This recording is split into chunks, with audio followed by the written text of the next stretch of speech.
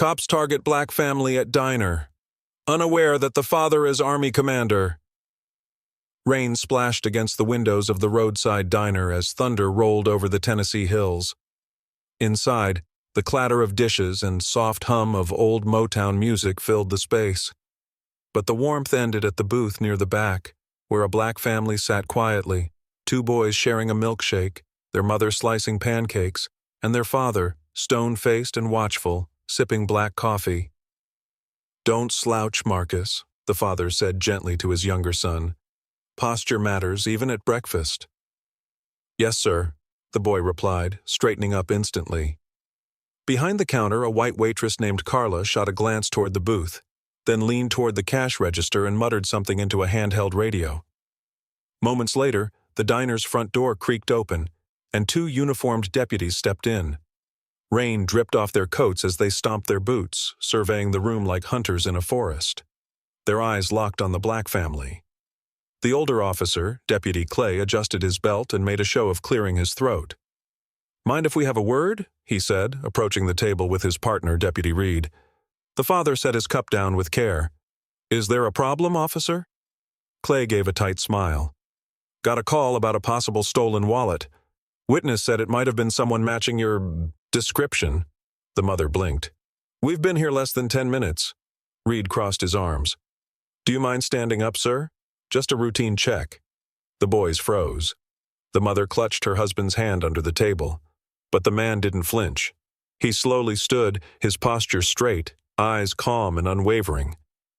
"I'm not required to stand for baseless accusations," he said. "Unless you're arresting me, I suggest you back away from my family." Reed took a step forward, hand resting on his baton. "Don't get smart. We can do this the easy way." The diner fell silent. Even the cook stopped flipping eggs, but none of them knew who they were dealing with. The father reached slowly into his jacket pocket, movements deliberate. "Easy," Clay barked, reaching for his holster. But the man pulled out a black leather ID case. He flipped it open and held it out with quiet finality. "Commander Elijah Ward, 27-year veteran of the United States Army, Special Forces, Pentagon liaison. And if you so much as brush that baton against my child, you'll be testifying before a federal tribunal." Clay's face paled. Reed took a step back. Elijah's eyes burned. "Your badge doesn't give you power over dignity. Now you want to arrest someone?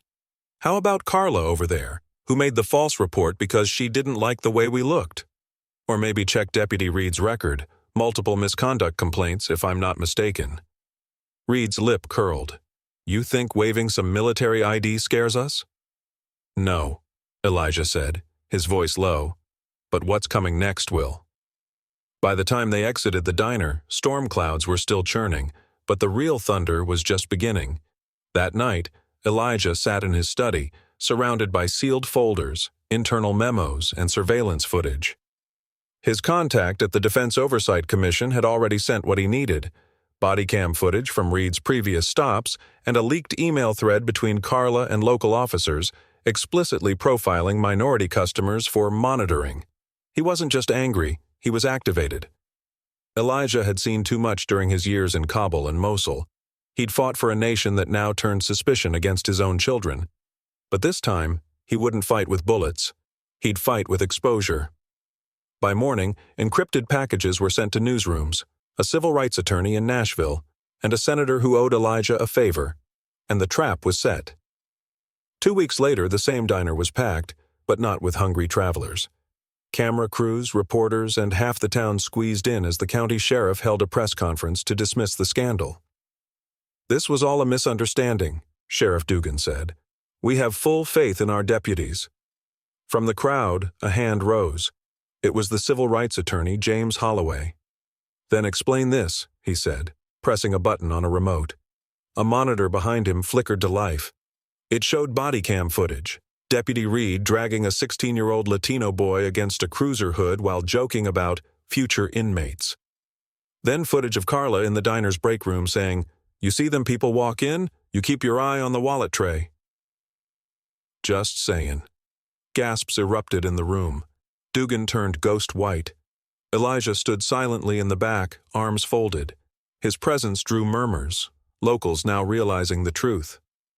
"Commander Ward," a reporter said, turning to him. "What do you want done?" He stepped forward slowly.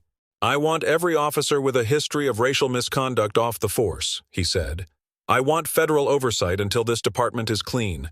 I want the sheriff to resign, and I want my children to grow up in a country that lives up to the promises it makes in uniform."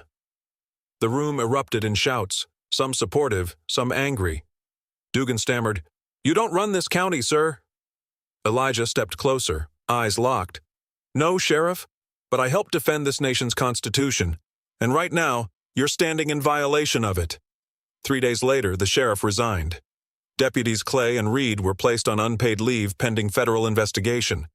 Carla was charged with filing a false report. The diner was closed for renovations no one planned to fund, and a new sign was placed on the courthouse wall. The Ward Act, mandating body cams, racial bias training, and monthly oversight reviews in all precincts receiving federal defense aid. Elijah didn't celebrate. He just returned home that evening, where Marcus was drawing tanks at the kitchen table and his older son was helping their mother with dishes. "You're home," she smiled. He kissed her forehead and nodded. "I'm always home, even when I have to remind this country what I fought for." Disclaimer: this story is a fictional dramatization created for entertainment purposes only.